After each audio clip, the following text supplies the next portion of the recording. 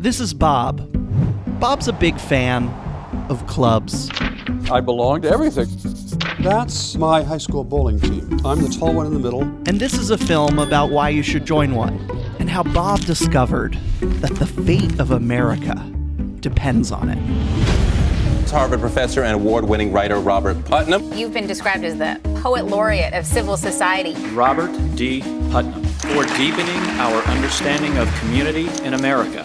He made people pay attention to a concept that most people had never paid attention to. Social capital. Social capital. Social capital. Social networks have value. I'd like to call on Professor Robert Putnam, who gave us the concept of social capital. The number of people who know one another's first name, the number of people who take part in community organizations, the level of trust and reciprocity in the community. The places that have better government are the places that have a long history of social networks and social capital. Your chances of dying over the next year are cut in half by joining one group.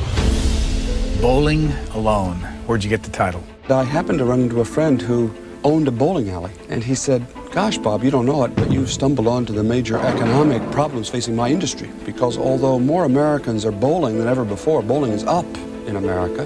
Bowling in leagues, bowling in teams is off by about 60%. Everything that reflects connections with other people are going down. How many times last year did you go to church? Down. How many times did you go to a dinner party? Down. How many times last year did you go to a club meeting? In barely a couple of decades, half all the civic infrastructure in America had simply vanished. It's equivalent to saying half of all the roads in America just disappeared.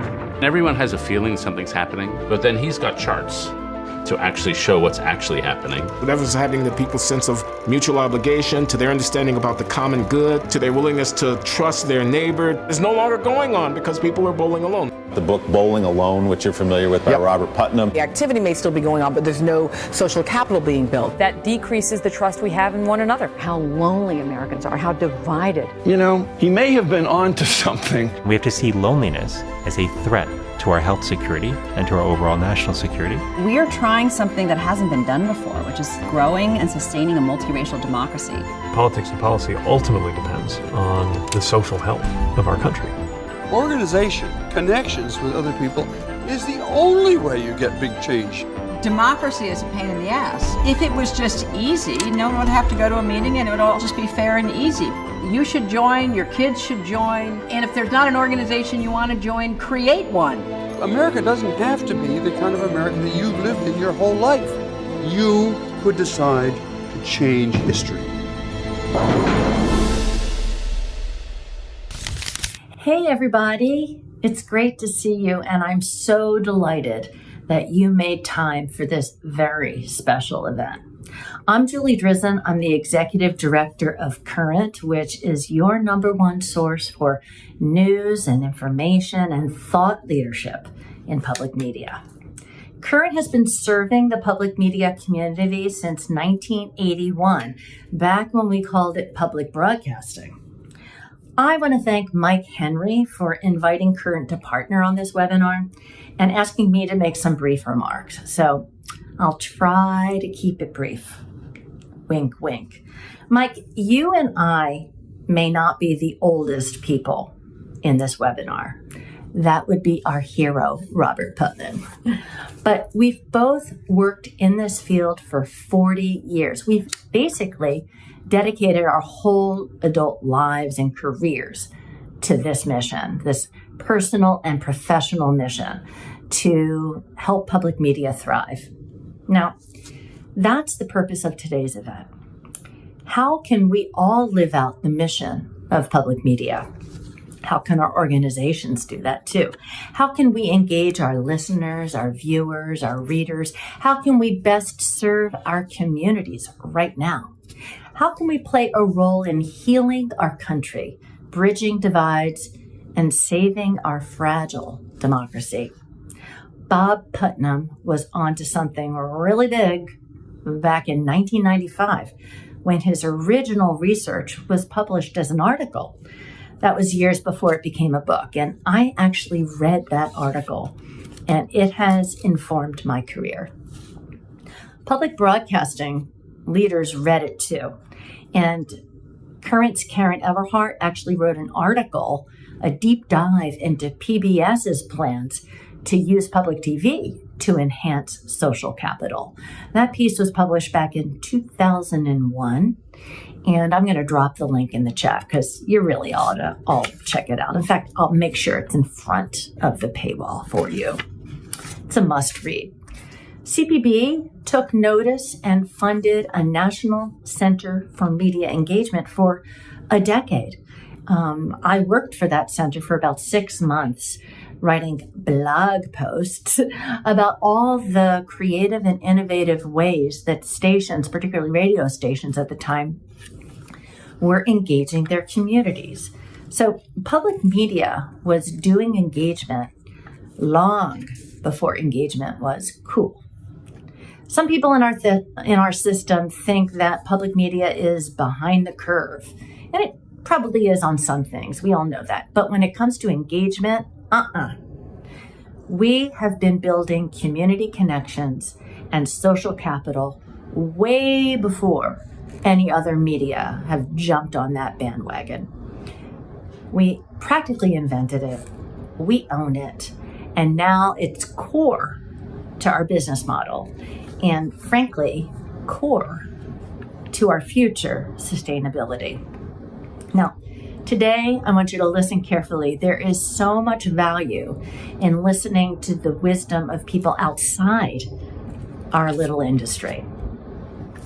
I want you to listen carefully, and I want you to engage in the chat and think about it all and get creative and partner with other media and collaborate with your colleagues and get inspired. Be hopeful.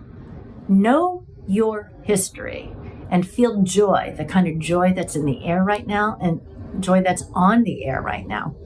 And of course, I want you to read Current, okay? So thanks again for joining us. We're thrilled to be a part of this. And we at Current can't wait to tell your stories, share your ideas worth stealing with our readers and our leaders. See you in the chat. Hello, everybody, and welcome. My name is Seth Resler. I am the community building consultant for Paragon. I'm also the founder of Community Marketing Revolution. Paragon is a consulting and research firm that specializes in innovative content for broadcast and digital media, and it focuses on public media, and that's what we are going to focus on here today. We put together this discussion because we wanted to re-examine the role the public media plays in America. And the question that we're asking is basically this, is what Americans need from public media today different than what they've needed from public media in the past? And if so, what is that? What do they need? And how can we provide that? I want to thank a couple of people for making this conversation possible, including the folks at Current, also the Public Media Content Collective and the Public Media Company.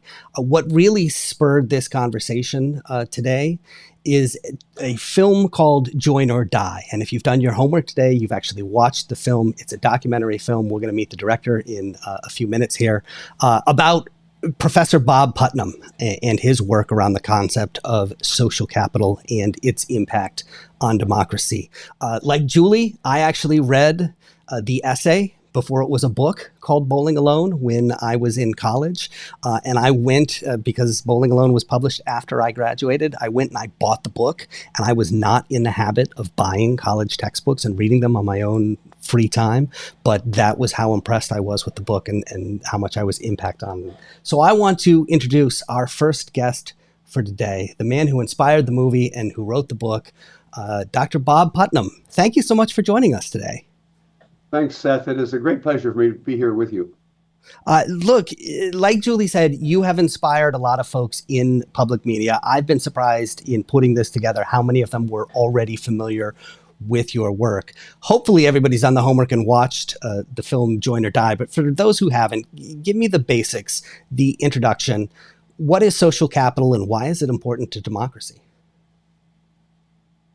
The movie Join or Die I didn't make it, I just happened to appear in it, is a great movie. And the title actually is a kind of a pun because social capital refers to networks, social networks, just your connections with other people, your neighbors or people in your bowling league or people that you see at the grocery store, all those connections.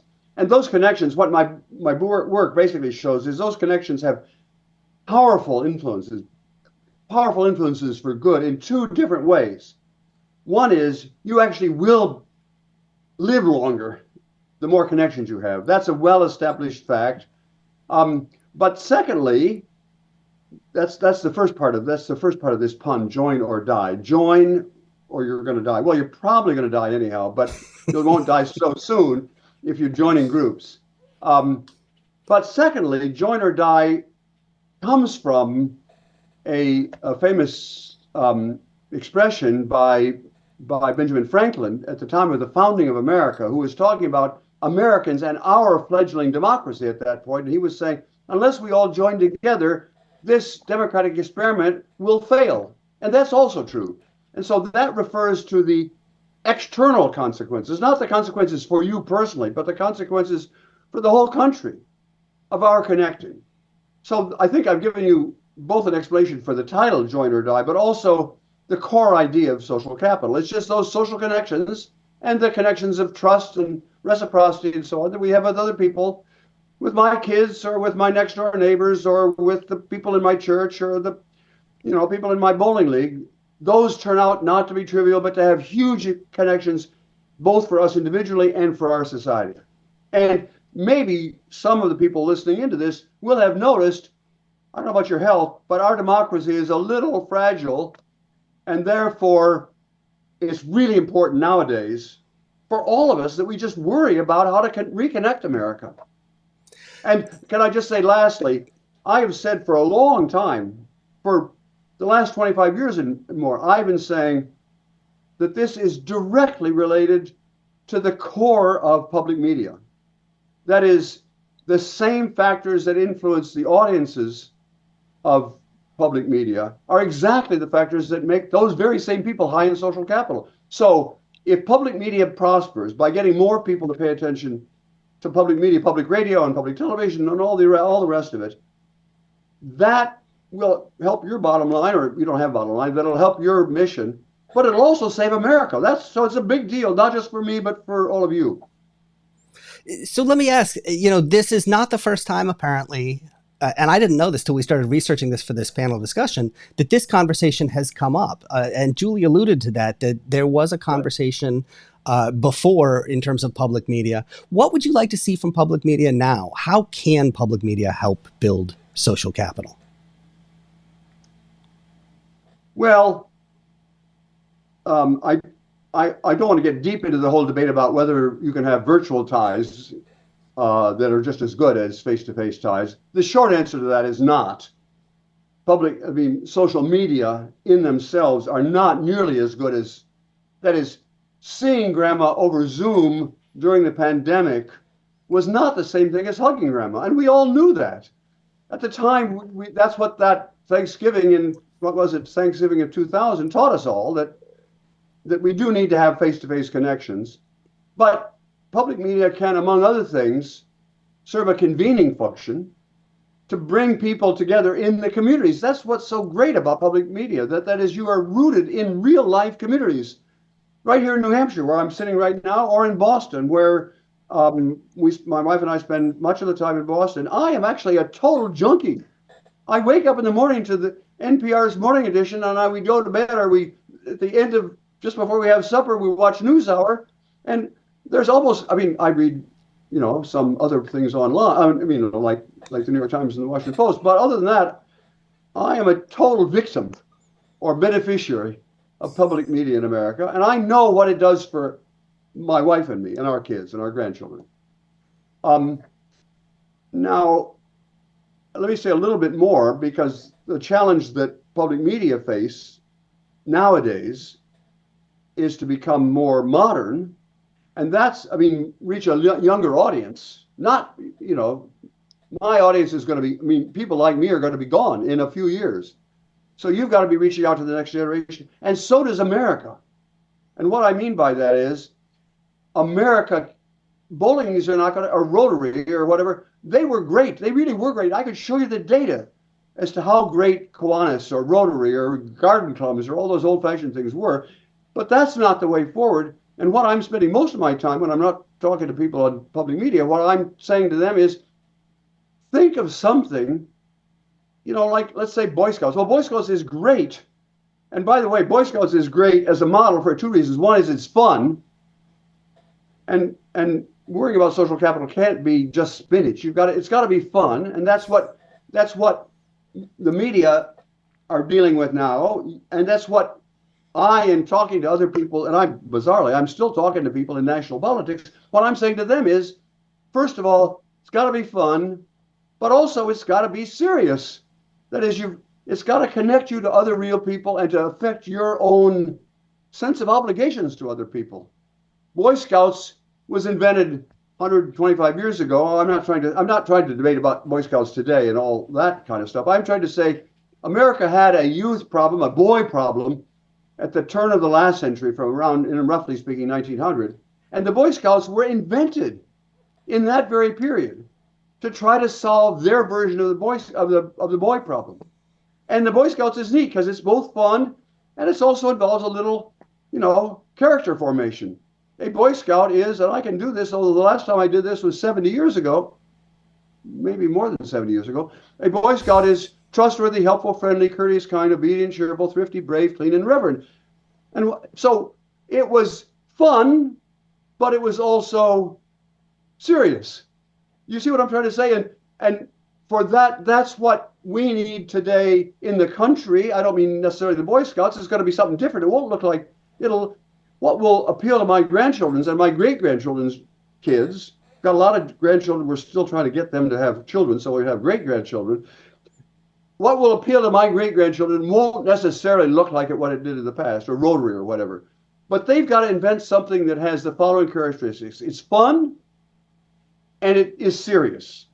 I don't know if that makes sense or not, Seth. I saw it going on so long, but that's the message. Absolutely. I mean, to be fun and serious at the same time, and I don't think they're mutually exclusive. So I think that's on us. Well, look, I want to thank you so much for kicking off this conversation. Thank you for being here. It's been wonderful. And again, I have a degree in political science. I've worked my entire life in broadcast media, and it's so nice to be able to use it. So I want to thank you for that. But congratulations on, yeah. No, before, I know that some of your other speakers are either based, actually, I think maybe you're in Detroit at the moment, and some of your other speakers are Michigan. In Michigan. Can I just say, go blue? Absolutely.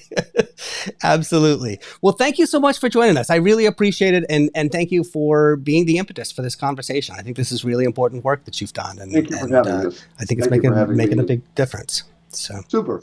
Bye, everybody. All right, so we're going to continue with the conversation in just a few moments. I'm going to bring my panelists on to talk about the documentary film and how potentially public media could embrace all that. But before we do, I just want to talk a little bit and set that panel conversation up.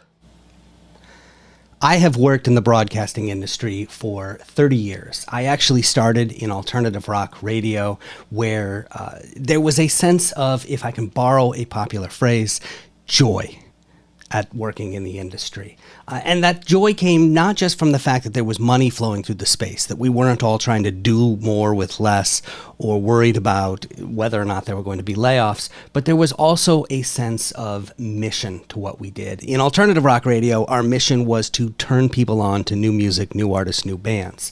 But of course, public media has always had a mission as well. And the mission, if I can put it shortly, has been to serve the underserved. That when they first cut up the spectrum and allocated it and doled it out, both for radio and television, there was a feeling that if they just gave it all to commercial entities, there would be certain populations that would be underserved, and that there was a public interest in having public media that could actually serve some of these populations. A great example of this is actually that in the late 60s, there was no high quality educational content for children. And so PBS created Sesame Street to fill that hole, basically to serve the underserved there. And I think that's a good way of thinking about this mission. Is we have always served those populations with content, whether that is a style of music that's not getting played or news that's not otherwise getting covered. And so we have filled the content holes in pursuit of that mission as we have served the underserved. Now, the problem is that the holes have moved, or in some cases are no longer there. You probably wouldn't launch Sesame Street today because it's easy to find high quality educational content for young children now. I can find it on my iPad, I can find it on the Nintendo Switch, or on Spotify, or on YouTube, or on cable, or any other number of places. So the content holes have moved, and in many cases, they've disappeared. So we need to be thinking about how we're executing that mission moving forward. It is very easy to lose that sense of joy that we once had in broadcasting when you look at all of the layoffs that are happening in public media. And it's tempting to think that these layoffs display that there is a radio problem or a television problem or a public media problem. I'm here to tell you that there is no radio problem, there is no television problem, there is no public media problem, because when you look at all the layoffs that are happening, it becomes very clear that in fact there is just a media problem. That the same thing that is happening in radio and television and public media is happening in newspapers. It is happening in Hollywood. It is happening to the TV companies as they try and transition to streaming. That at the end of the day, these are all facets of one big problem, and it's a media problem. And the reason I want to underscore this is because if you think it's a radio problem or a television problem or a public media problem, then you look for a radio solution or a television solution or a public media solution. And those solutions are not going to be big enough. Okay, you are not going to get your way out of this problem by changing the rotation of your promos or swapping out this syndicated show for that syndicated show. At the end of the day, we have a media problem. I'll actually give you an example of what I mean. Earlier this year, there was a public media company, and that public media company went through layoffs. And when asked about it, the president and the CEO explained that there had been a long-term plan in place that they had started several years back to transition the company to digital in order to generate revenue. This is what he said. He said, the idea at the time was grow service, transform digital, it will grow our audience, it will grow financial support. Our revenue has been positive, but that's just not matching the expenses. Now, the person who said this was KQED president and CEO Michael Isip, but I want to point this out, and I don't want you to think I'm picking on KQED, okay? I grew up in the Bay Area. I learned my letters and numbers from watching Sesame Street on KQED. KQED radio has been my mom's favorite radio station for 40 years. I just want to point out that you could take this quote, and it could just as easily have been said by Bob Iger of Disney. It could have just as easily been said by the CEO of Warner Brothers Discovery or Paramount, as they have tried to transition to streaming and have struggled to do so because it hasn't brought in the revenue that they have needed it to. We all were under the impression that all we had to do was transform digital and the revenue would flow, and that has turned out to be incorrect. And the reason that's incorrect is because we all misunderstood what the big change that the internet brought was. We all thought that the big change was the delivery method. Hey, we used to deliver our content through AM, now we deliver it through FM, and now we just need to move over to streaming. Or hey, our video content, it used to go through the air, and then it went over cable, and now it needs to go through these streaming apps. We thought that that was the big change that the internet brought. That's not the big change. And this was a mistake that we all made. So what is the big change? Well, once upon a time, in order to create content and deliver it to the masses, it took big, expensive equipment, things like a printing press or a television studio or a radio tower. And not just the equipment, you needed a team of professionals who knew how to use that equipment in order to get it out. Not anymore. Now, anybody with a smartphone and an internet connection can create content and they can send it around the world. And as a result, there is too much content competing for a finite amount of attention. And so the big change that came with the internet is that there is no barrier to entry when it comes to creating content and distributing it around the world. At this point, it's easier to get content in this country than it is to get water. And that's why all the media companies are in trouble.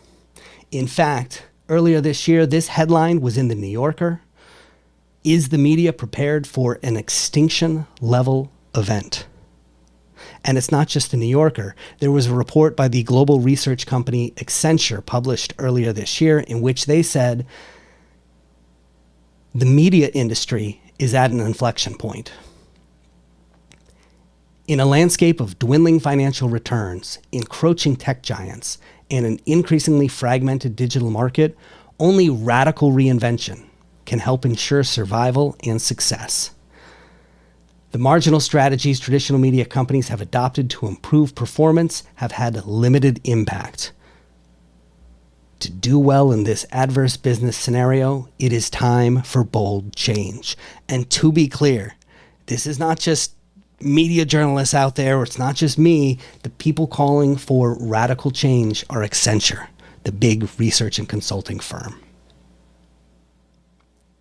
So let's take a look at the players in the media industry. And there's basically two types of companies in the media industry. The first type is what I'll call more content, more money. These are companies that make more money when more people create more content. These are companies like Alphabet, which owns Google and YouTube. These are companies like Meta, which owns Facebook and Instagram, TikTok, even Apple, which creates hardware that is meant for creating and consuming content. All of these companies make more money when there are more people out there creating more content. But there's another type of company in the media industry.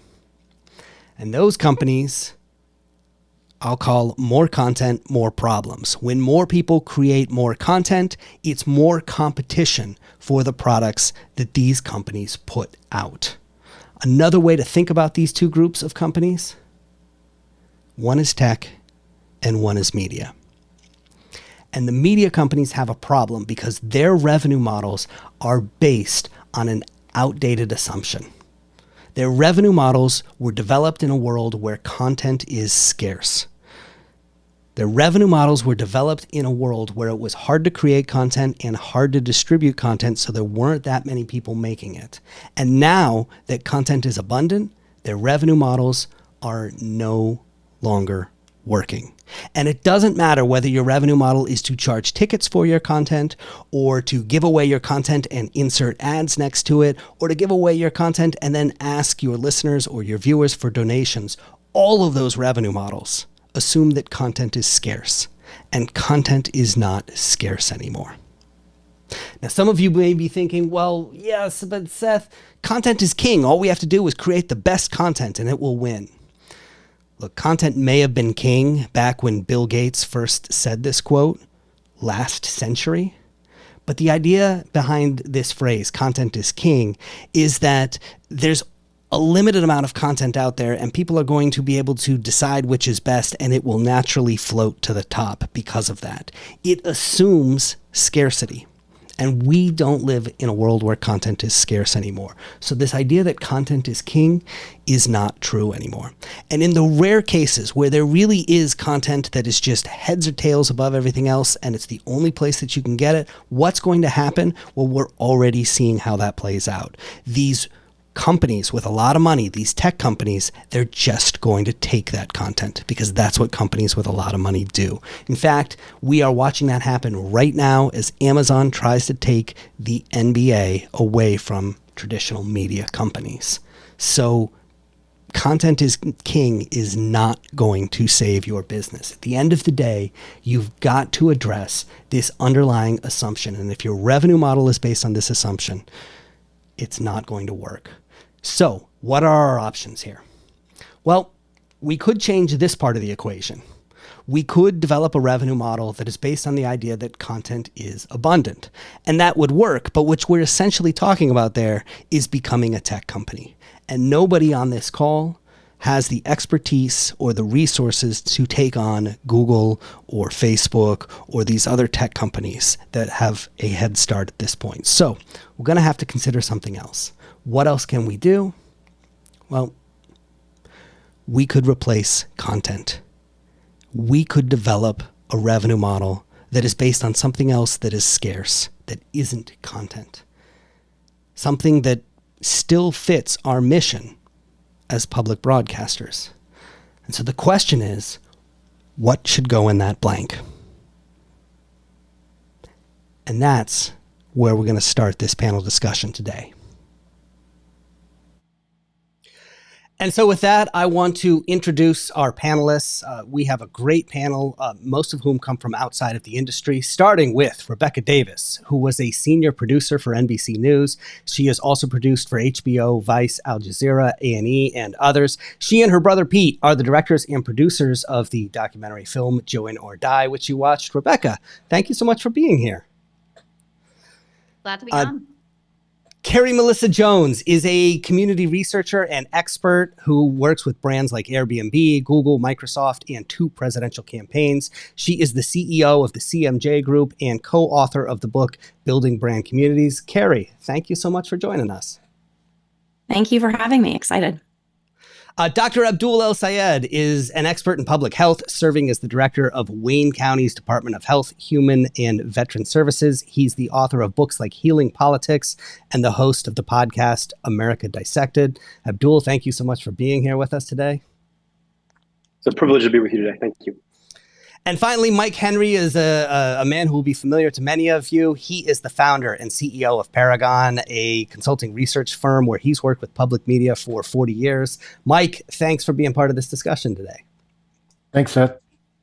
So, Rebecca, I want to start with you because you made this fantastic film. And this film makes the argument that community in America is essentially not as abundant as it needs to be. And I'm wondering, where did you get the inspiration for this film? Why did you set out to make this?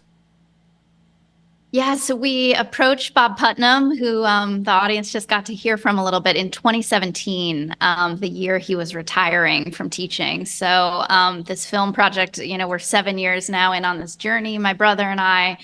My brother, for those who have seen the film, now know was a student of Robert Putnam, so he had a personal connection. And I, at the time that we approached him, was working as a producer covering the news, national news for NBC, flying around the U.S. and really covering a lot of the symptoms of this bowling alone phenomenon on the ground.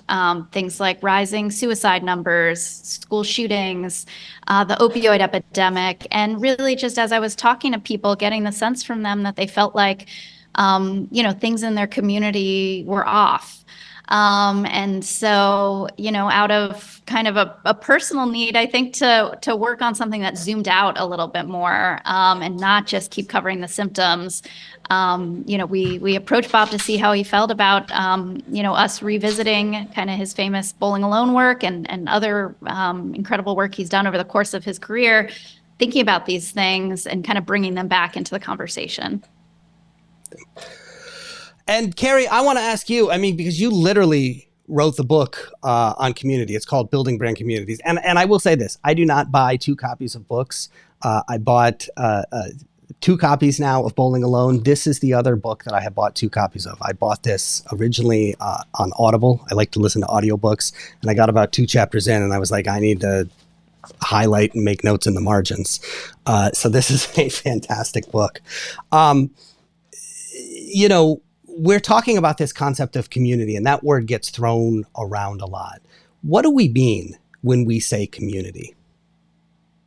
Well, when we're talking about building community as community builders, we're talking about community in the sense of crafting mutual concern between members of a group. So it's not just that people all are commenting with the same hashtag on social media or that they're having conversations, but actually that they share concern for one another's welfare. And that is a huge missing piece in a lot of community building efforts, and one that I've really made my work's mission to address that. So it's the difference between a transactional and one-way relationship versus a transformational and multi-way kind of conversation that we're constantly in, not only with our organizations, but across members of our community. That was a theme that came up in the film, was this idea of general reciprocity and this idea that Look, we can go have one-on-one transactions with every single person, but when you become part of a community, there's just sort of this expected level of, hey, I'll do something nice for you and somebody else will take care of me later, and it's fine because we're all part of the same group. So yeah. I know that one of the things that you talk about in the book is this idea of mirage communities, or things that people might think are communities, but they're not. Can you talk about some of the distinctions between what is a community and something that looks like a community but really isn't? Yeah, so a mirage community is anything that calls itself a community that really isn't living up to its promise. And unfortunately, we are surrounded by mirage community efforts in our world today. We see them when we see calls to action saying, join our email newsletter and you'll be part of our community. But really, there's no two-way interchange happening in those cases, or donate money and you'll be part of our community, but nothing actually happens after that donation occurs.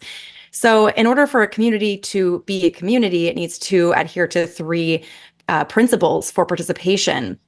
And those are consent. People should have the ability to say yes or no. They are progress toward purpose, and they are connection between the members of that community. So mirage communities are missing at least one of those three principles. And so it's worth pointing out that an audience is not the same thing as a community, that there are differences between the two. Not at all. Yeah. Okay. Good. Yes. Abdul, you're our public health expert, but you're also our political expert on this panel because so much of your career has been at the intersection of the two of them. Putnam talked about this in the documentary, and he actually mentioned it earlier in our conversation, that the two big impacts that we see when we see a decline in social capital are a decline in people's health, but also a decline in democracy in a broader sense. And I'm wondering, there were a lot of people in the film who talked about this at a national level. I know that the World Health Organization has been talking about this. Are you seeing this at a local level? And is this a conversation that's happening among public health officials at a local level? I really appreciate the question, Seth, and want to pick up on some of the ideas that were just put down. When you think about what public health is, I think go back not too long ago to 2020, and you start to appreciate that you really can't do public health alone. You can wear your mask, you can stay indoors, you can get vaccinated, but if other people don't do the same thing, it still impacts your probability of getting sick. That's the most extreme sense. But even outside of the context of a pandemic, so many of the things that will improve our health are things that we have to invest in and assent to together. And that community will to come together to build resources and engage in behaviors that empower us. That's really the core of public health. And I think the ability to practice the art of community building, there is a implicit curriculum there that gets us into a space where we're willing to do the things necessary to invest in all of our health. Similarly, democracy, it's a team sport. And the part we often think about is coming together for your local elections and being a part of it by voting. But that really is the table stakes. So much of the rest of it is being willing to do two things that are really important. Number one, it's to invest in the infrastructure of democracy. And then number two, it's being willing to abide by the rules of democracy, even when the election doesn't necessarily go your way, or the choices that the civic collective is making to the form of its government may not be the choices that you want it to make. And that piece, that willingness to invest in the whole, into the group, even at sometimes the cost of exactly what it is that you want, these are things that we're not very practiced in anymore. And we're seeing the degradation, again, take us back to 2020, both in our democracy and in the means of public health. And you see it at every single level, whether you're talking about local government and local public health messaging and engagement, or you see it at the national level as well. Mike, you and I have been talking about this idea of community for a couple of months and how public media might be able to play a role. I mean, tell me what you're thinking as a guy who has spent your entire career in public media, watching this, seeing this issue. I mean, because public media has really been about the creation of content. And when we start talking about building community, we're starting to talk about the creation of spaces where people can gather. Does that still fit into the mission of public media? And what it does? Absolutely. That's really what struck me about watching this film, and also just learning about community building from you, Seth, since you've entered the Paragon sphere. I've been in public radio since 1979, and every radio station I worked at or have consulted had mission at the center. But in too many cases, it's just a mission statement on paper that may not be very definitive, or easily executed or evolved over time, based on changing local dynamics. Community building puts a point on the spear that is definable, defendable, impactful, and it should be obvious to anyone that we've experienced cultural divides in our country that we haven't seen in a very long time that must be bridged. And I believe that public radio and public TV are natural conductors for community building, with loyal audiences and member databases who would support that effort. I want to point out something that Robert Putnam said earlier, which is that, we've got to engage the next generations, public media, that, the generations that we have listening and watching, are not going to be here that much longer. And so it's really about how do we get millennials engaged. I want to play a clip from a webinar on a study that was conducted last year by the Public Media Content Collective, along with Eric Nuzum, who many people will know. He now runs Magnificent Noise. And in this study, they asked millennials what the mission of public media was. Let's hear what they had to say. I'm Abby Goldstein. I'm the president and executive director of PRPD. The giving agency partnered with Magnificent Noise and Edison Research to conduct some research into the what millennial superfans find most valuable and unique about public radio. With that, I'm going to turn things over to Eric Nuzum of Magnificent Noise. So if you're a bottom line type person, I would say that the one sentence, 2-word version of this presentation is everything changes, even the things that never change. And our core question was really, are public radio's values still relevant to today's younger listeners? So millennials really are the foundational group for public radio and its next generation. If public radio does not kind of focus itself on this group of people, you won't have a foundation for the future. And so it's important to focus on them and to put their needs as the primary rather than what historically been, the attention has been on the boomers. There were some new core values that resonated with millennial listeners that were quite fascinating when we asked them unprompted what they thought the values of public radio were. Community, and you probably can't see it in this sense, but community is bolded because it was the thing we kept hearing over and over and over and over again from listeners, unprompted and unaided. Carrie, I want to come to you because let's say that public media does decide that this is part of their mission, that building community is something that they want to do. What does that actually look like? I mean, when you sit down with a company for the first time and say, okay, yep, we're going to build community, then what? Yeah, this is something that happens all the time with our clients, that they come to us and they say, we want to build a community, but no one on the team has decided what that actually means. And so there's 15 different conceptions of what community should look like. And where we always pull people back to do our work together, is focusing on the who. Who is it that we're trying to gather? And who is it that it's important for us to unite in this moment? So that's the first thing that needs to be visited or revisited, is who is our key audience now? Has that changed? Do we want it to change? Because if so, how we approach community will need to be different.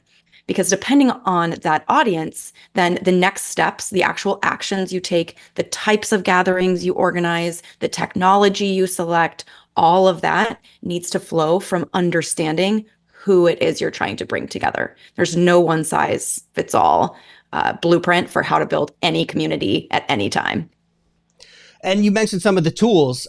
Look, the last time we had this conversation with public media was 25 years ago. We've got some new community building tools that we can use that didn't exist back then. Can you talk a little bit about what those are? Yeah, there are over 80 different community platforms on the market, and those are just ones that are specific calling themselves community platforms. So that doesn't even include your social media channels and things like that. So there are so many tools. There's almost too many at this point. And I think a lot of us can agree that we have too many messages coming from too many directions at any given time. So we have to be really careful to not think that the technology is going to be what saves us. It's going to be the tool that is going to enable those community connections to occur, those relationships to be built and maintained. It is not the answer. It is the tool to getting us to the answer. Yeah, like I said, I often think about it as building a space and then gathering people in that space. And that space can be a building, that space can be an in-person event, but it can also be a Facebook group. It can be a Slack channel. It can be a Discord server. It can be any of these types of things. But the space is only as good as the people that are in it and the connections that are happening there, right? So and the leadership. Yeah, good point. Let's talk a little bit about that. There is a job title that you work with people who have this title quite often, and this is not a job title that exists in public media. What is a community manager, and what do they do on a day-to-day basis? That's a great question. So community managers, essentially at the heart of everything they do, this job really is wide ranging and evolving, but at the heart of everything they do is they build, they maintain, and they facilitate communities. So the shape that takes may vary, but those are the core aspects of what they focus on. And there is a job title that you sometimes hear in public media that is community relating to community engagement. But that's a little bit different, engaging with an existing community versus building a new one, right? Yeah, I think this is really interesting because there's a precedent around in this job title around engagement within public media. I think engagement is one aspect of community building. Community building is a much wider job than just engaging folks. Also, engaging, does that mean engaging one person? Does that mean engaging a group of people? What does that really mean? So we've got to get more concrete about that. But I do think we have a really useful precedent in that job title and in that job role. And yeah, there's a huge conversation already happening around what community builders and community managers do that I think these engagement managers could really benefit from as well. Rebecca, the film was made recently. The book was first published about a quarter of a century ago. In the course of doing this, had things changed, and how is the film different than the book? Because the world has changed, technology has changed, the way we interact with each other has changed.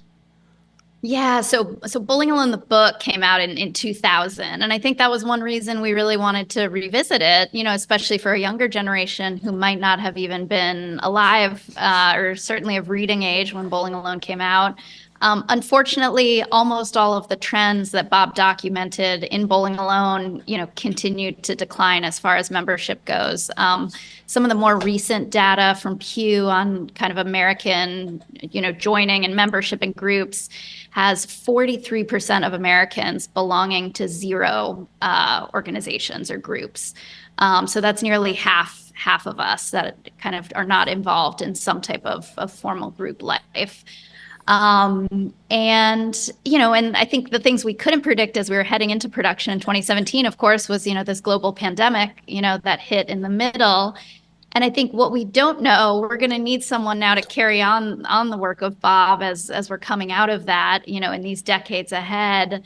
And I think we're at a really exciting moment. I feel very hopeful because I think there's a choice now to go in two different directions. You could have seen, the way the pandemic has changed our work life as, the nail in the coffin.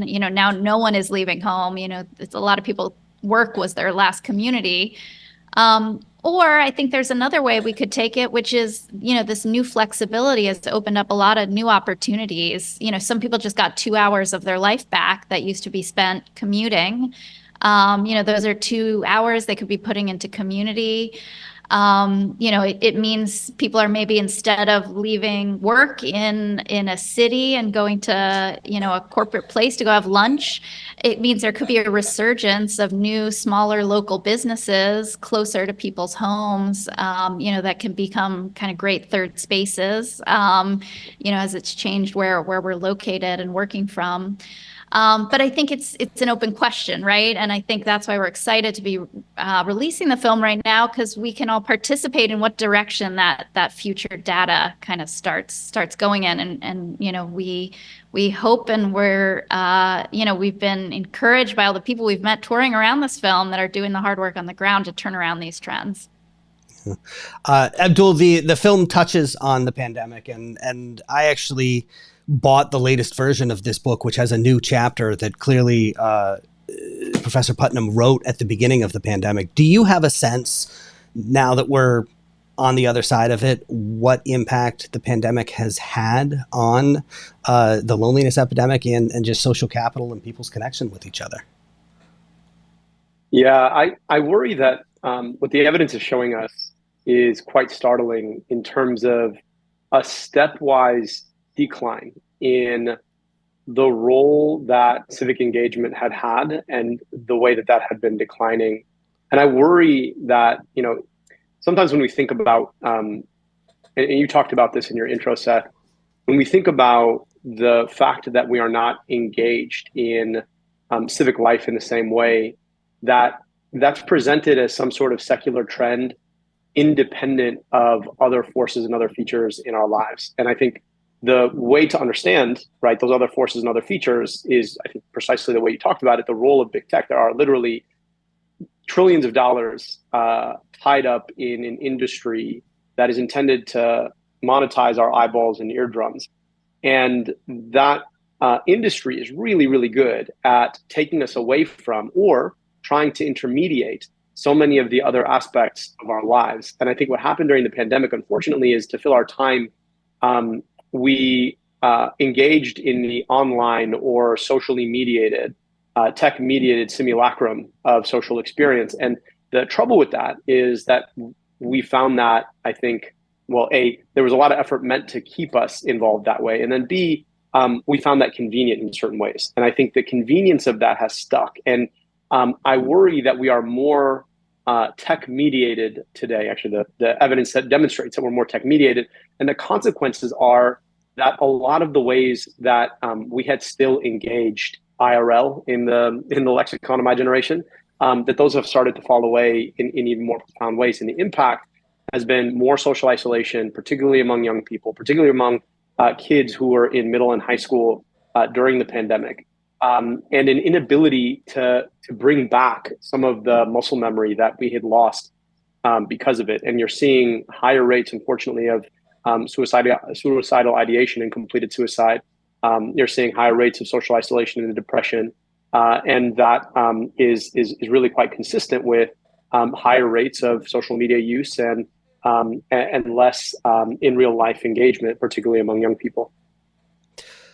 So, Mike, as you listen to this conversation and think about this and think about what public media might be able to do here, and I'll translate, IRL means in real life. It's an intergenerational. I'm an intergenerational translator there. What could public media do? I mean, what are they set up to do? What are they not set up to do? I come from commercial radio. We had promotions directors, and we could put on concerts and events and things like that, essentially create spaces to bring people together and connect. Is public media in a position to do that? Yes, I think it is. But I think we should acknowledge that some public media companies are not structured for many services that they should be providing, but they can't due to old broadcast operating structures. It's a new game, not just around community building, but in many areas across all departments in a public media outlet. And I'm afraid that public media's late arrival to the audience development game is distracting us now from the real game. And that is the existential relevance and sustainability of public media in the face of declining traditional media overall, which you have, I think, very well exhibited here in your video. Unprecedented digital competition, a general population that is largely unaware of public media or think it's squarely on one side of the political aisle and simply not for them.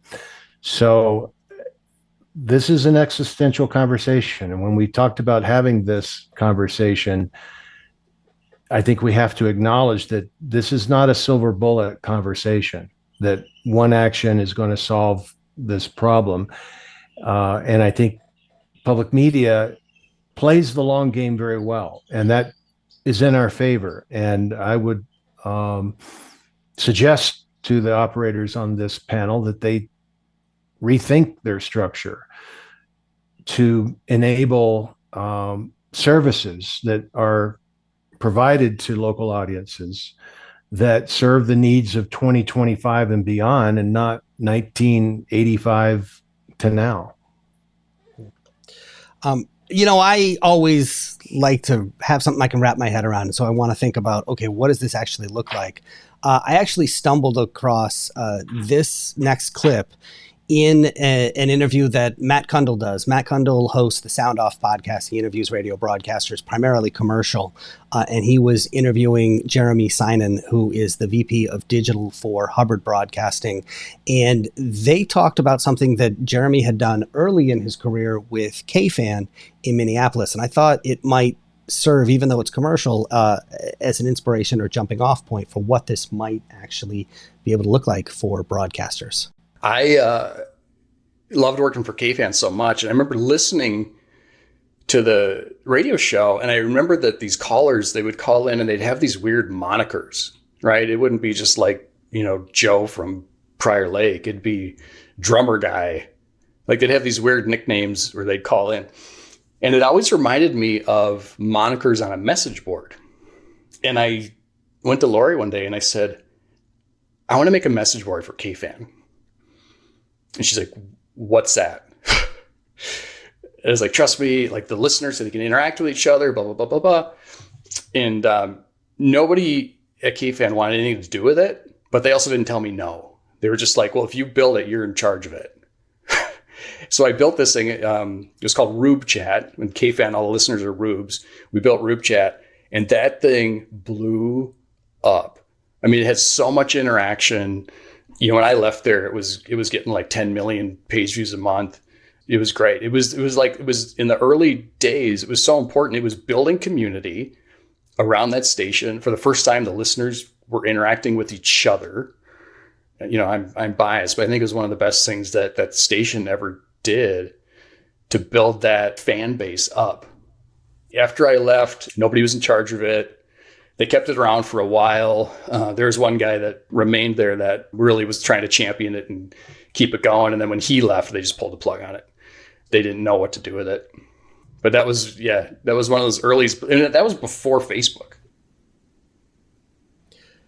So I just like that as an example of one way to build a space. In this case, we're talking about a digital space where people can actually get together and connect with each other. Carrie, I know you think it's, and Putnam said this as well, that it's not just about connecting digitally, that there is something to actually connecting in person as well. Yeah, I think that digital can take us to a point. There's research also that, especially for vulnerable populations, that digital communities can be far more impactful and far more connective than in person. But the fact remains that the ways in which we can connect in person, the speed with which we can connect more deeply in person is really, we cannot compare it to digital connection. So I think that's really important. But one thing I wanted to call out from that video was really how when the leader stepped away, there was a vacuum, and then the community actually disappeared. Now, this is a major issue that organizations run into. It cannot be one person's job to uphold an entire community. There's something missing in that recipe there for that community. And if we do see that one person steps away and we can't rebuild, then that is a sign that maybe the community does not have the sense of reciprocity and the social capital that it needed to continue. So that's actually very instructive for the rest of us. And I think the lesson that we should take away from that is that we cannot put one person in charge of figuring out community for us at our public media company. It is not one person's job. It is all of leadership's job. It might be one person might be accountable, but they need to be given the respect and the influence required to do this work well and to bring in other people to lead it alongside them. It sounds like it takes a village to run a community. Yeah, indeed. Is what we're saying here. Look, obviously public media is very mission driven. And, I think people go into public media because of the mission. They're not going in because they're looking to get rich. But increasingly, we are seeing financial pressure on these public media institutions. Carrie, how should public media be thinking about community when it comes to using it as a source of revenue? Is that possible? Is that something that happens? I think it is possible. I think it's dangerous when we try to draw a direct line from we're going to build a community, we're going to make money, because we're right now in a crisis of institutional distrust. And when people sense that you're creating a community just to make money from that community, they're going to back away and they're not going to support you. So what we need to focus on first is rebuilding trust.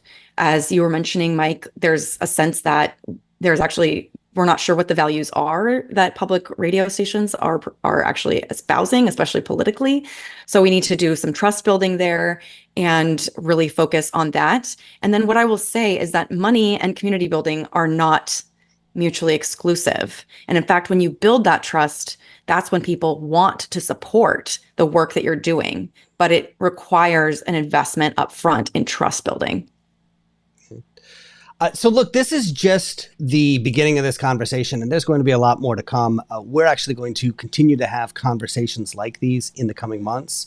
But all of you have worked in media in some fashion. I just want to go through all of you and get any final thoughts you might have, starting with you, Rebecca. You've been a news producer. What do you think public media has to offer when it comes to community building and social capital? Yeah, I think one thing that was so great for me working on this film was connecting with stories of inspiration and stories of celebration. And I think too often in our national news conversation, those stories are getting hidden behind stories that are stoking our anxiety and our polarization. And I think our public media and our local media, also our great local newspapers and local TV networks are, great places where we can be celebrating and lifting up kind of local civic heroes. Because I think, as too much of the conversation gets pulled to the national, our problems feel over there. And then we don't know what's happening down the street from us where we can actually plug in and make a difference and feel like this process of living and participating in our communities and in our democracies works. And so I think, now more than ever, our public media stations are so important because they are the places that have access to these stories of inspiration. Abdul, what about you? You have any thoughts on what role you'd love to see public media play when it comes to building community? Yeah, I think public media, we got to put the public back in public media. And that doesn't just mean that it's being invested in by the public, but that it's actually a space for civic engagement. And I think those media spaces that are doing particularly well nowadays also offer the kind of community interchange and investment that makes the information that you're engaging with or the content that you're engaging with a topic of discussion. It's not just one-way media or content creation. And I think, the beautiful thing about most public media is that they have really thriving local footprints. And I think making the local actually personal, actually contextualizing it in geographic space and creating space for people who are listeners and consumers to be able to come together and chew through the content that's created, I think is really important. And, I know that our locals here, whether it's in Detroit or or Michigan Public, have done a really good job with that. But I think one of the mistakes that's often made is, people don't stick with the cause. They'll do one event and they'll say, well, that wasn't all that well invested in, so maybe this is a bad idea. Well, no, like you got to keep doing it. You got to keep building it, and you got to let the word of mouth aspect of it build, because that's really truly your most important and most potent resource. So I really do hope that folks will lean into local and start creating the kinds of spaces that, you know, Bob Putnam it has been telling us for decades now that we're missing. And I think public media can be one more contributor to that kind of space and engagement. Carrie, give me some practical advice. If I'm a broadcaster and I'm watching this and I'm like, okay, yeah, great, I'm in. Now what do I do? What's the first step that they should take? And let me just to really echo what you were saying, Abdul, too. In a lot of the research that I've done, what I see are patterns, and it takes about 18 months. So that's my practical takeaway for you. It takes about 18 months to start to see that snowball effect in communities. And so you need to invest for at least a year and a half before you pull the plug.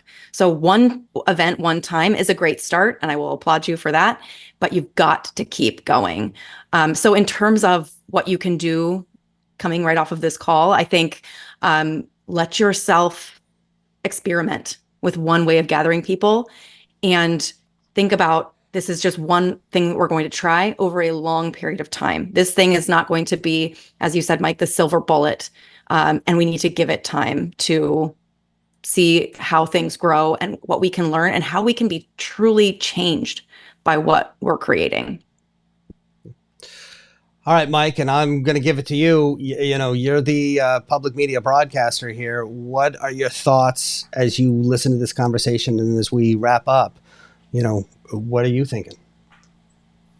Well, you know, for me, watching that film was a eureka moment. And, you know, what struck me most about that was that, you know, that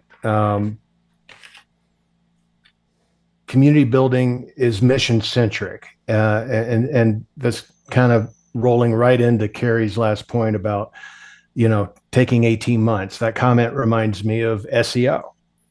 You know, you could start SEO and go 6 months and quit, and you've got nothing. You keep it going for a year and then keep going after that, and you're going to see some tremendous returns. And so that's really what I hope this panel and this whole conversation would do, would stoke a conversation around public media's missions, and to recenter that focus around what matters most to public media, which is the health and well-being of all their constituents. I believe that if public media can be better caretakers for their local communities, then local communities will be better supporters of public media. It's a very simple proposition. The two concepts from the film that really resonated with me as it related to public media, and the film had nothing to do with media, had nothing to do with public media, but the concept of social capital, where shared values or resources allow individuals to work together in a group to effectively achieve a common purpose, and generalized reciprocity, which Bob simply stated in the film means I'm going to be nice to you because you're in this community and you're likely to be nice to me. I believe those are core values that public media can embrace and that the public would largely accept as our role. So in closing, for my part at least, you know, I want to thank Public Media Company. You and I had a call early on with them to test this concept, and they supported this idea. And I really want to thank Tim Isgett, Aaron Moran, Dominic Garzanio for helping publicize this. Same for Public Media Content Collaborative with Abby Goldstein. Thank you, Abby, for promoting it.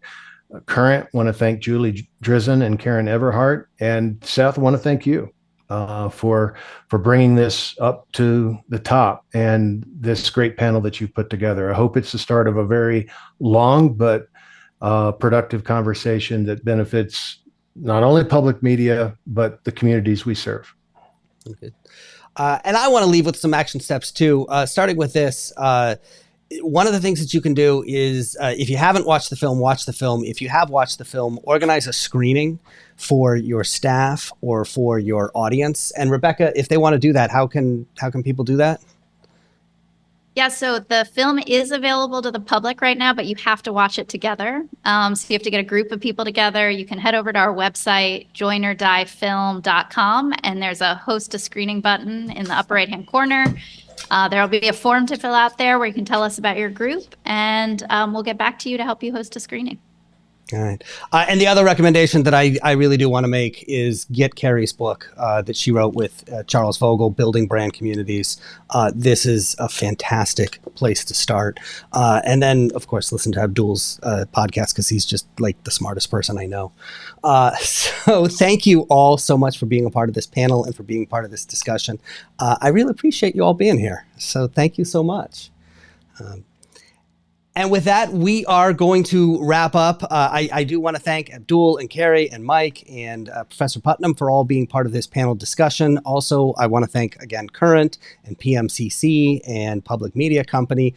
Look, this is just the beginning of the discussion. We're going to host more discussions like this so that we can start thinking about what it would look like if public media really embraced this role as community builders and what that means and what they could do. So we will email you all who are participating in this with details about how to do this. But thank you all for being here. And on behalf of Paragon, let's keep the discussion going.